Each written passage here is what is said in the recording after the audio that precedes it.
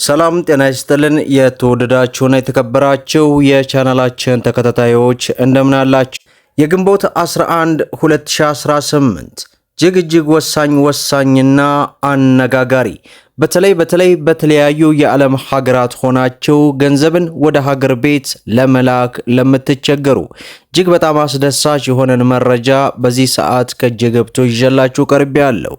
እንዲሁም በዛሬው ዕለታዊ ምንዛሬ ዋጋ በጥቁር ገበያ እንዲሁም በባንክ ሰፊ ልዩነቱ ጠቧል ወይስ ሰፍቷል የሚሉትን በዝርዝር ወደ እናንተ እናደርሳለን።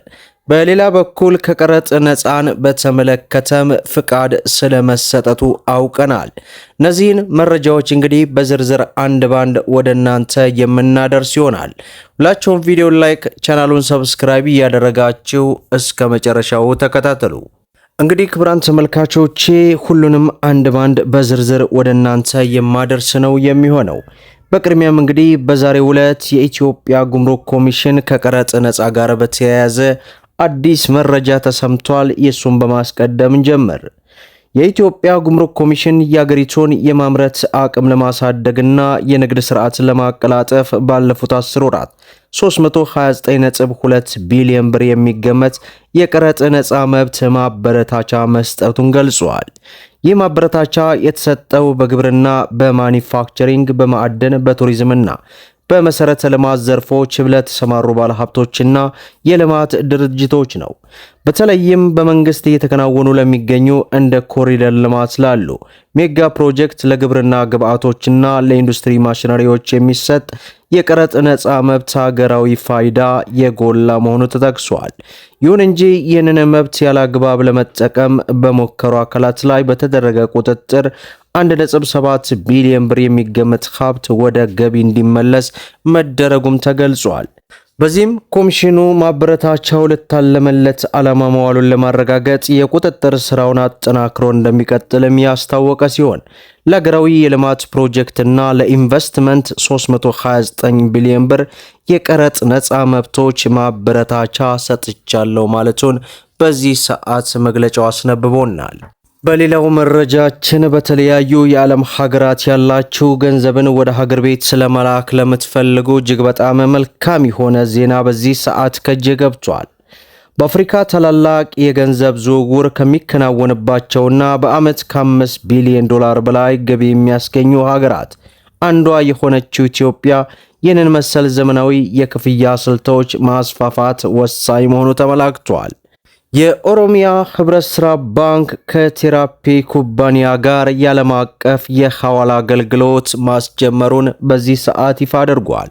ባንኩ የወሰደው ይህ ታላቅ እርምጃ ከአውሮፓ በዩሮ ተመን የሚላኩ የገንዘብ መልእክቶችን በቴራፒ ድንበር ተሻጋሪ ዓለም አቀፍ ክፍያ ኔትወርክ ጋር በማገናኘት በኳንተም ክፍያ በዩሮ መሰረት ባደረገ የክፍያ ስልት በማሳለጥ የኦሮሚያ ህብረት ሥራ ባንክን ሀገር አቀፍ ሰፊ ተደራሽነትን በመጠቀም የገንዘብ መልእክቶችን ማስተላለፍ የሚያስችል መሆኑ ታውቋል።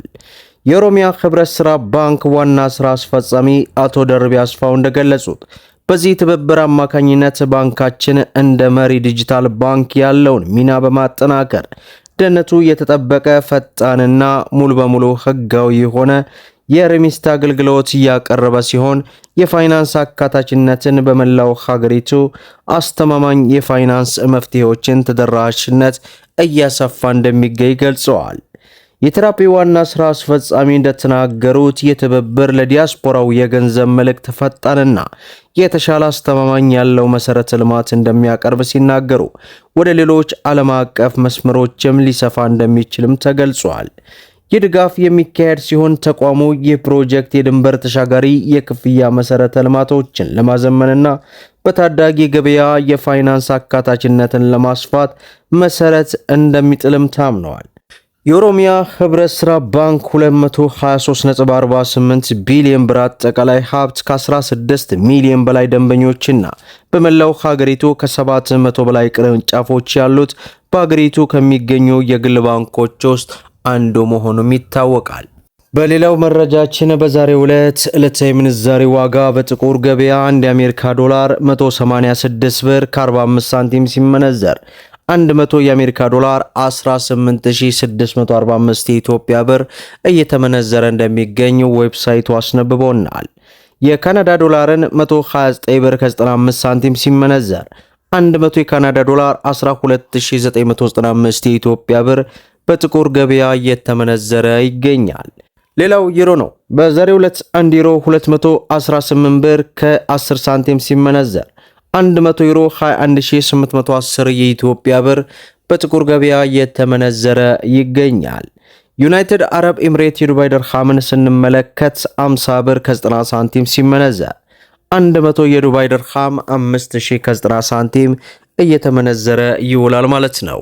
ሌላው የሳውዲ ሪያል ነው። በዛሬው ዕለት አንድ የሳውዲ ሪያል 49 ብር ከ30 ሳንቲም ሲመነዘር 100 የሳውዲ ሪያል 4930 የኢትዮጵያ ብር በጥቁር ገበያ እየተመነዘረ ይገኛል። ሌላው በምንዛሬ ደረጃ የዓለማችን ቁጥር 1 የሆነችው የኩዌት ዲናር ናት። በዛሬው ዕለት አንድ የኩዌት ዲናር 612 ብር ከ10 ሳንቲም ሲመነዘር 100 የኩዌት ዲናር 661212 የኢትዮጵያ ብር በጥቁር ገበያ እየተመነዘረ ይገኛል ማለት ነው። ሌላው የጆርዳን ዲናር ነው። በዛሬው ዕለት አንድ የጆርዳን ዲናር 266 ብር ከ99 ሳንቲም ሲመነዘር 100 የጆርዳን ዲናር 26699 የኢትዮጵያ ብር በጥቁር ገበያ እየተመነዘረ ይገኛል ማለት ነው። ሌላው በምንዛሬ ደረጃ የዓለማችን ቁጥር 2 የሆነችው የባህሬን ዲናር ናት። በዛሬው ዕለት አንድ የባህሬን ዲናር 570 ብር ከ70 ሳንቲም ሲመነዘር 100 የባህሬን ዲናር 50770 የኢትዮጵያ ብር በጥቁር ገበያ ሲመነዘር ይውላል ማለት ነው። ሌላው በምንዛሬ ደረጃ የዓለማችን ቁጥር 3 የሆነችው የኦማር ሪያል ናት። በዛሬው ዕለት አንድ የኦማር ሪያል 497 ብር ከ80 ሳንቲም ሲመነዘር 100 የኦማር ሪያል 49780 የኢትዮጵያ ብር በጥቁር ገበያ እየተመነዘረ ይውላል ማለት ነው። ሌላው የስዊስ ፍራንክ ነው። በዛሬው ዕለት አንድ የስዊስ ፍራንክን ስንመለከት 136 ብር ከ15 ሳንቲም ሲመነዘር 100 የስዊስ ፍራንክ 13615 የኢትዮጵያ ብር በጥቁር ገበያ እየተመነዘረ ይውላል ማለት ነው። ሌላው የቻይና ዩዋን ነው።